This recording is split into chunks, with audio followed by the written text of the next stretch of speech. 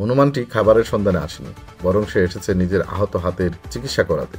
তার চাহনি দেখে মনে হচ্ছিল যেন বলতে চাচ্ছে, ব্যথা পাচ্ছি, কিছু করো। এমন একটি বিরল দৃশ্য কি কখনো দেখেছেন? বোবা যন্ত্রণা আর অদ্ভুত এক বিশ্বাস নিয়ে সে এসেছিল। যদিও জানা ছিল না ফার্মেসিতে পশুদের চিকিৎসা হয় কি না, শুধু বুঝেছিল এখানে এলে হয়তো সাহায্য মিলবে। এই ঘটনাটি ঘটেছে মেহেরপুর শহরের কাছারি বাজারের একটি ফার্মেসিতে।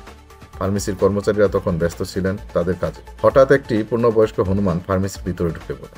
প্রথমে সবাই ভেবেছিলেন হয়তো ক্ষুধার্ত সে, তাই দ্রুত কলা ও পাউরুটি এগিয়ে দেওয়া হয়। কিন্তু আশ্চর্যের বিষয়, হনুমানটি একবারের জন্যও খাবারের দিকে তাকায়নি, বরং সে এক দৃষ্টিতে নিজের ডান হাতের ক্ষতের দিকে তাকিয়েছিল। প্রথমে দোকানে সবাই ভেবেছিলেন এটি কাকতালীয় ঘটনা, তবে কাছ থেকে খেয়াল করতেই দেখা যায় তার হাতে গভীর ক্ষত রয়েছে, যেখানে রক্ত জমাট বেঁধে গেছে। ব্যথা তাকে স্বস্তিতে থাকতে দিচ্ছে না। এক পর্যায়ে দোকানের এক কর্মচারী বলেন, ব্যান্ডেজ করে দাও যাতে ইনফেকশন না হয়। তবে প্রাণীটিকে হতাশ করেনি।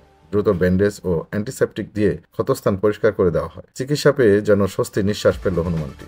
ব্যথা কিছুটা কমতেই সে ফার্মেসির টেবিলে আরাম করে বসে পড়ে এবং প্রায় 2 ঘন্টা সেখানে কাটায়, যেন নিশ্চিত হতে যাচ্ছিল সে পুরোপুরি সুস্থ কিনা।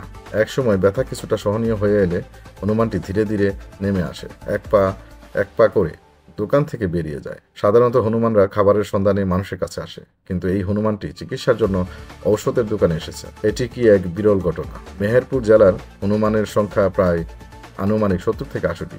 এরা সাধারণত দলবদ্ধভাবে চলাফেরা করে এবং কোনো নির্দিষ্ট স্থানে বাস করে না। প্রাণীদের বুদ্ধিমত্তা নিয়ে নানা গল্প প্রচলিত থাকলেও আহত হয়ে নিজে চিকিৎসা নিতে আসা এমন বাস্তব উদাহরণ খুবই বিরল।